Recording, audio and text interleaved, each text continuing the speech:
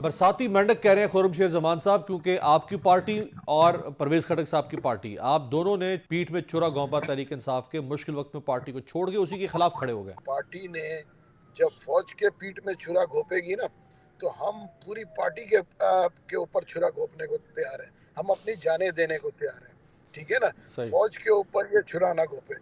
और जहां तक ये बात कर रहे हैं कि सीटें जीतेंगे, इनके 3 कैंडिडेट तो मेरे पास हलफनामे के साथ 3 कैंडिडेट मुझे लिख के दे के गए बॉन्ड पेपर के ऊपर कि जीतने के बाद इंडिपेंडेंट कैंडिडेट्स जो है वो दूसरी आईपीपी में ज्वाइन करने की बात कर रहे हैं। आप ये फरमा रहे हैं कि इनके लोग जो आजाद उम्मीदवार के तौर पर जीतेंगे, उनमें से 3 उम्मीदवार आपसे कमिटमेंट कर चुके हैं कि हम आजाद जीतने के बाद आपके यहां शामिल हो जाएंगे। बिल्कुल। तो मेरे ख्याल से मैं तो इनसे कहूंगा कि अब भी मौका है, अपने लोगों को देख लें, ताकि ये कल को गिला ना हो कि जब चले जाएं तो कहेंगे कि यार हमने धोखा दिया। महमूद भाई, उनके पास टिकट तो नहीं है ना, वो तो आजाद उम्मीदवार हैं।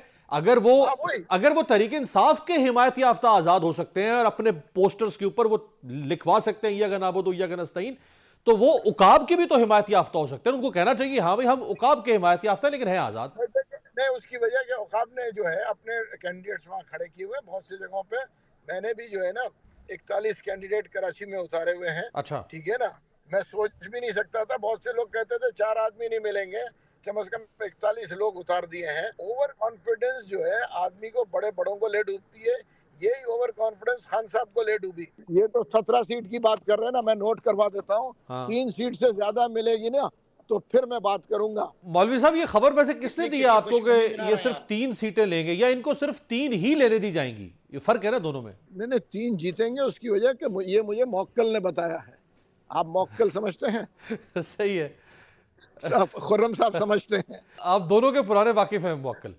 इसलिए मैं कह रहा हूँ ना, मौक्कल ने बताया है।